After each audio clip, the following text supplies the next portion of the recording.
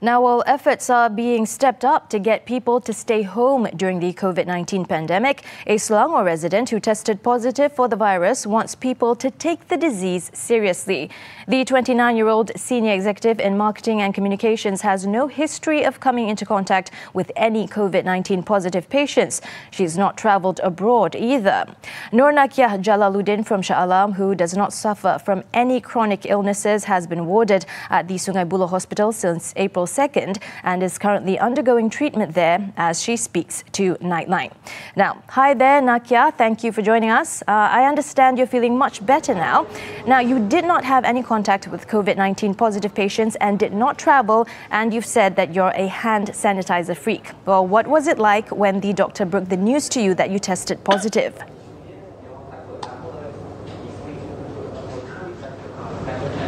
Okay, hi everyone, thank you for having me.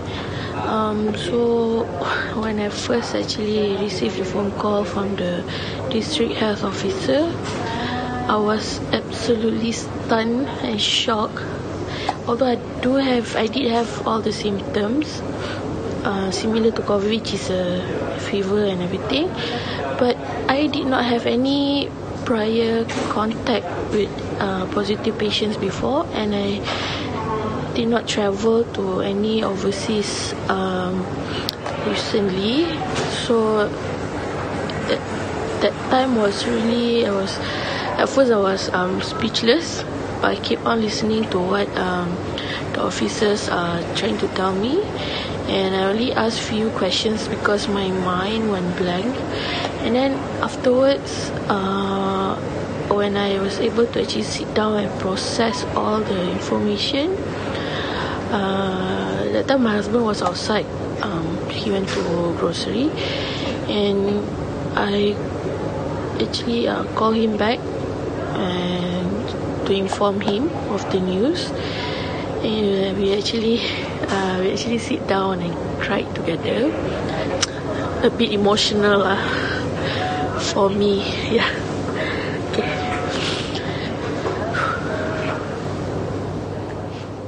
I see. Now, some of the symptoms you experienced are completely different from the symptoms that we often hear about, like vomiting and loss of taste and smell. Now, tell us about that. Okay, the symptoms I had are fever, dry cough, lost sense of smell, vomiting, and diarrhea. So the symptoms that are different, that we don't hear often, for me that is quite obvious, is the lost sense of smell, despite my nose being very dry, and then vomiting and also diarrhea. It is different than the symptoms listed by the KKM to the public.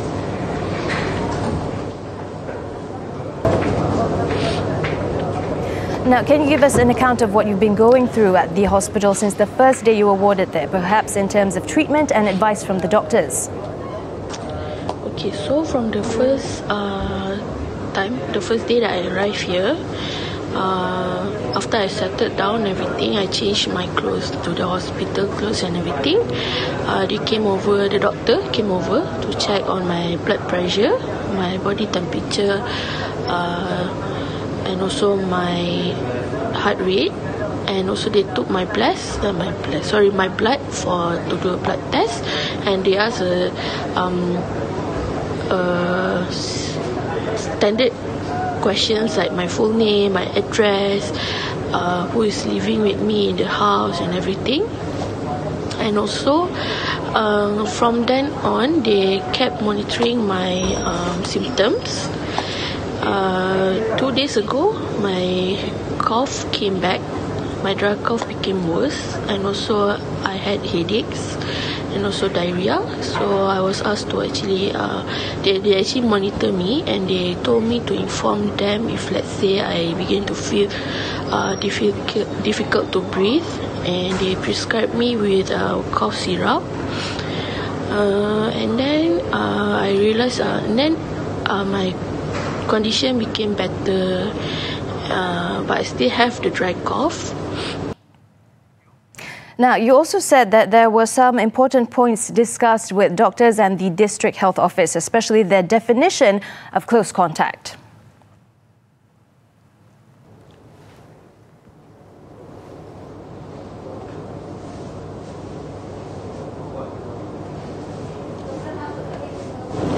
Okay, I think this is one of the phone calls that I was really waiting for after I was awarded, because I have tons of questions. My family are all worried.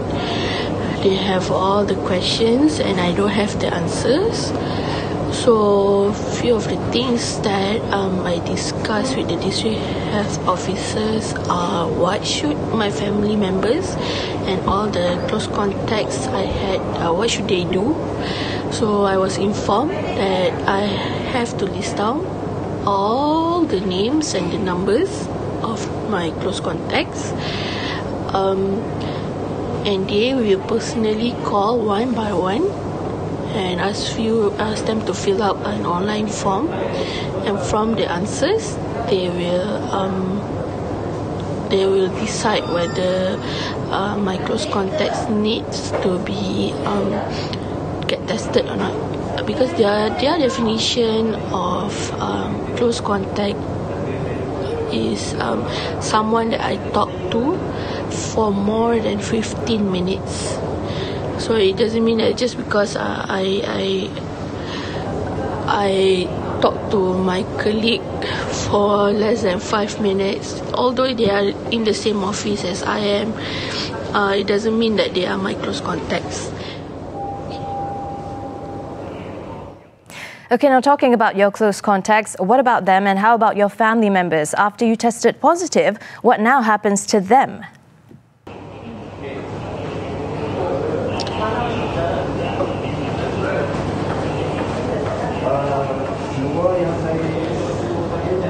Okay, so for my family members and close contacts, actually, the district health officer told me that I just need to inform them, but ask them not to panic or anything, because they will be calling all of them one by one. But they were told to actually stay home and quarantine themselves, because we are not sure, right, whether they have the virus or not.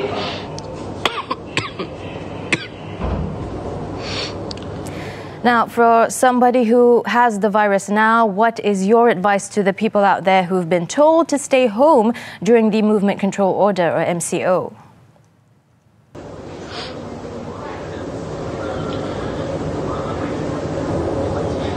And I also wish to add this, that being tested positive is really hard. You really do not want to go through the experience. It's very hard for you and also your family. Once you know you are diagnosed, right, with COVID, a lot of things came up in your mind, like what is this? How did I get this? What should I do next?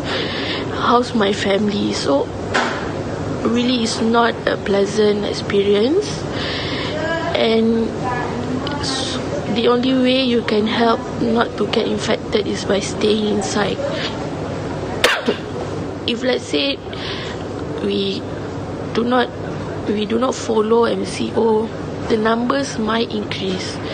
So it is very important for everyone to stay at home. Follow the MCO instruction. Just go out when needed. Even if you need to work, only essential workers. For me, only essential workers need to work. Indeed, Nur Naqiah Jalaludin there joining us from the Sungai Buloh Hospital. Thank you so much, Naqiah, for being with us here on Nightline, and we wish you a speedy recovery.